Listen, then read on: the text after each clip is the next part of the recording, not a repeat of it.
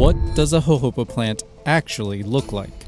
And I don't mean a polished image of one from the internet or one that was grown in a botanical garden. I'm talking about in the wild. I, for one, had never seen one in my entire life.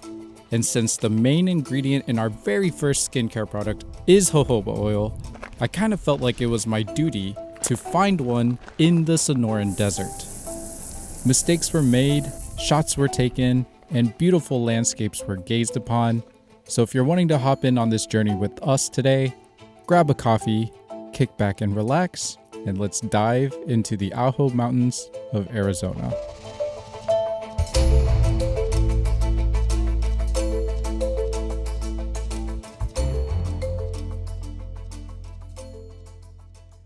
Before I hit the road, I did do at least a teeny bit of research on what the jojoba plant looks like and where it grows. I learned that they typically grow around the base of mountains, avoiding areas where water tends to pool, and instead showing up around the lower slopes, foothills, or at least on ground levels that still have rocky soil and decent drainage. Their leaves are ovalish, with a somewhat plump-looking characteristic to them, and a muted grayish green color. Additionally, and not surprisingly so, there are a lot of other desert shrubs that can look pretty similar from a distance, and are far more common in the same desert landscape. In fact, to the untrained eye, it seems pretty easy to mistake one of these shrubs as the jojoba plant and walk right past the actual ones. With that in mind, I spent at least a little bit of time looking back and forth between the photos of desert shrubs, and the one main characteristic that I could really start to see that set the jojoba apart was that they seemed to have a slight plumpness to their leaves compared to the more flat and frail look of the others.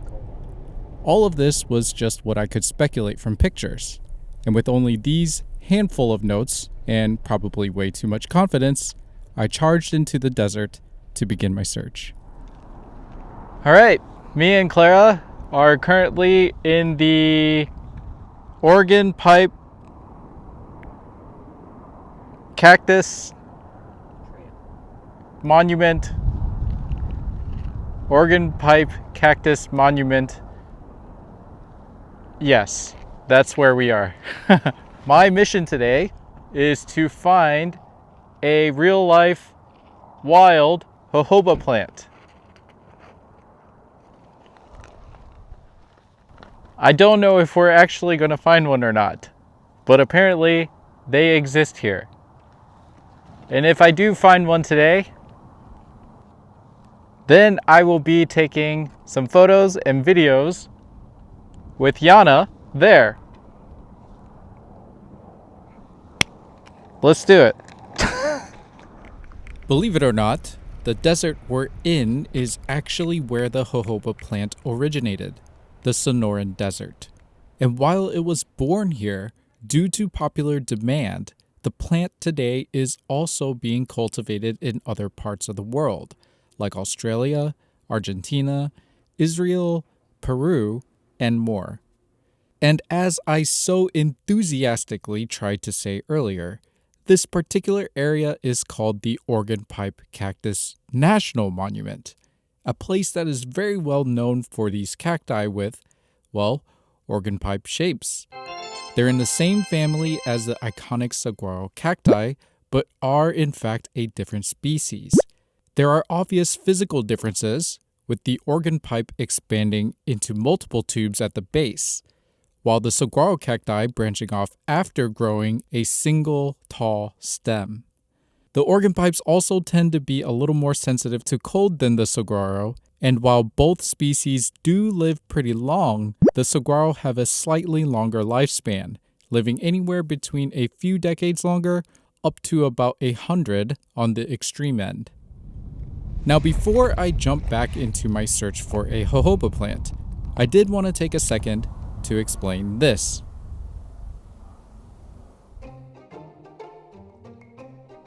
I am out here in Ajo, Arizona today to take some photos and videos of the jojoba plant in its wild and natural habitat.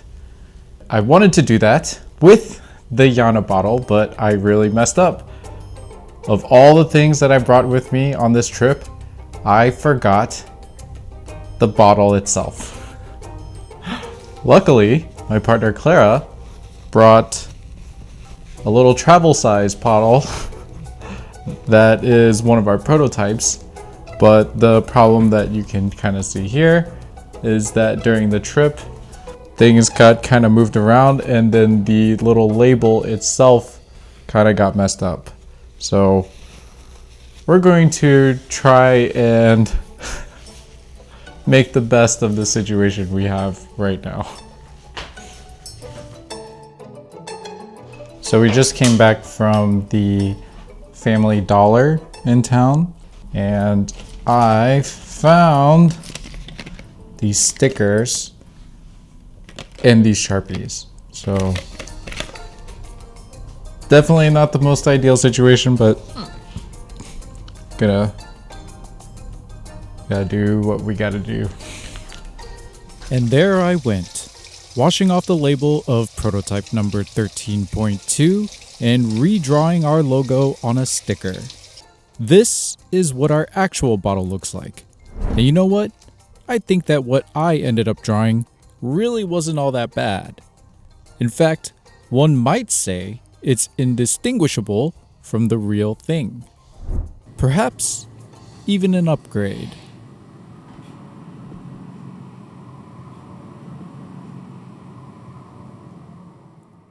When I started wandering around with the obviously much fancier version of our bottle, the very first things I noticed were the mountains and the cacti. But as cool as they were, those weren't the things that I came out there to find. I turned my attention towards the bushes and quickly realized that my mission to find a jojoba plant was probably gonna be a lot harder than I thought. We haven't found a jojoba yet, but we have found some really nice natural places to get some shots. I feel like I could be out here for really long periods of time, just taking photos and videos.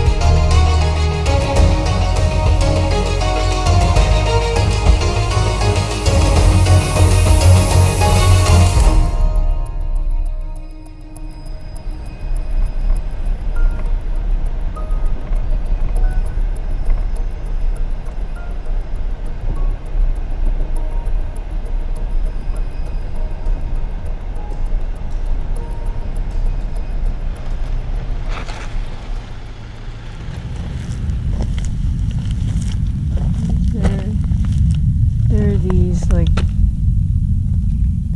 I don't know, fruit seed pod or something like that.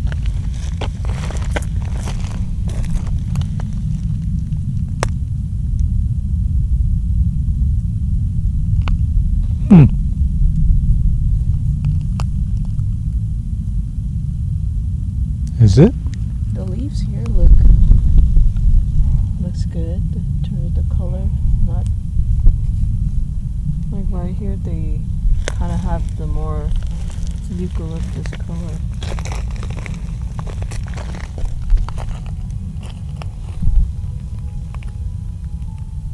Bring Yana bottle? Maybe. Maybe just take a picture, and if it's not, it's not.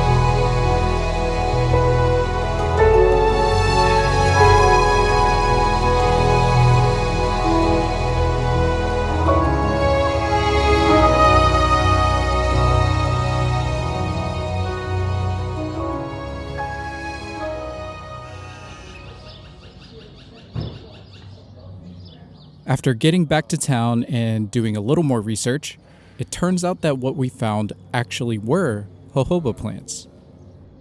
It was difficult for us to identify because we found it at the beginning of its flowering cycle, when the buds are significantly smaller and darker. Most of the photos online show it much closer to harvest, or when the actual nut is far more visible and mature. I think if I had found it at that stage, I probably would have yelled, "I found it!" or maybe even jumped for joy. But because my road to discovery ended up being a little more anticlimactic, I think it ended up making my experience even more meaningful. It might be a little on the spiritual side to say, but I think the jojoba spirits wanted to be found that way. Not in some showy or flashy moment, but quietly and gently. A passing hello with a soft smile. And somehow, I really feel at peace with that thought. The desert was kind to me. I got to see all kinds of things, and there are still so many sites left to explore. I don't know where my next field notes mission will take me, but I do know that one day I really would like to return to the desert, and hopefully for a much longer time. For now, I'm at least happy to say that our search for the jojoba plant and very first episode of Field Notes is complete.